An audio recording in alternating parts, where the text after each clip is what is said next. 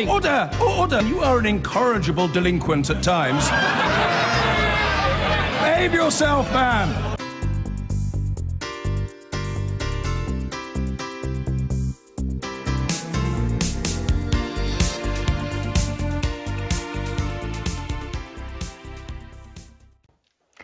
As we saw earlier, America is grappling with multiple major global issues, but arguably its most pressing crisis is at home, with the spiralling number of deaths of people addicted to opioids. As we reported last week, overdose fatalities due to illicit forms of the drug fentanyl are reaching epidemic levels, the horror of which was laid bare by one addict who spoke to our correspondent, Martin Geisler. As we talked, he produced a capsule from his pocket. Is that it there? So that's your next hit? He's seen this drug kill his friends. It almost killed his wife. He knows this capsule could be the one that takes his life. But he doesn't care. If fentanyl that you got from a dealer had killed somebody, what would that put you off? No. No, that would be who I called. You'd chase the dose, the batch that was deadly? Of course. Why? Because that's what you want. You want to get to close to as dead as possible. That's the whole point behind it. Kill the pain. Period. Kill it. Well, it's now feared illicit fentanyl mixed with heroin is beginning to cause deaths here in the UK, prompting the US lead voice on narcotic law enforcement to speak out. Ambassador William Brownfield told me the UK needs to heed urgent lessons from America. First, it is now more deaths than we lose to highway accidents in the United States in any given year.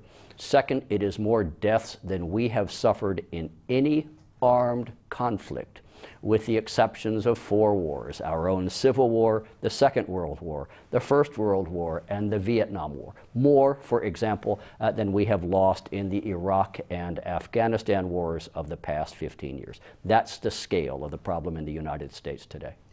It is a battle at the moment you seem to be losing. It is a battle in which we certainly are not winning. I would suggest it's a battle in which we are learning lessons in the most difficult way possible.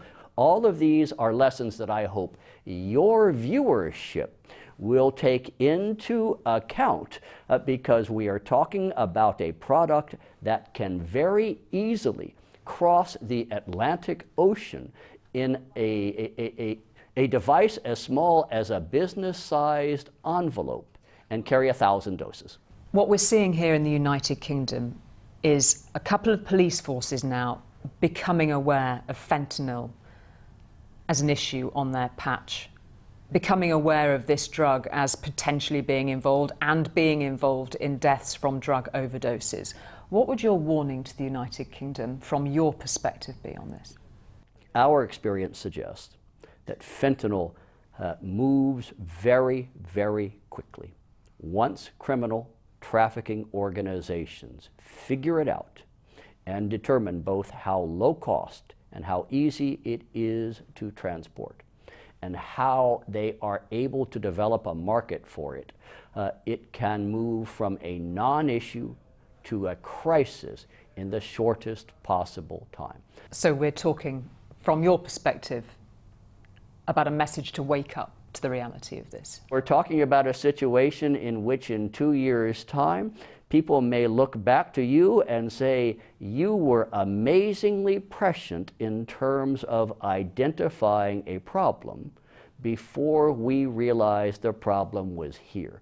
I do believe that with international cooperation, as well as effective and somewhat aggressive law enforcement and education in the United States, we will see that this drug challenge, like all those that have come before it, will eventually be managed. Ambassador William Brownfield on the drug addiction crisis that could be coming here. I've been getting away with it all.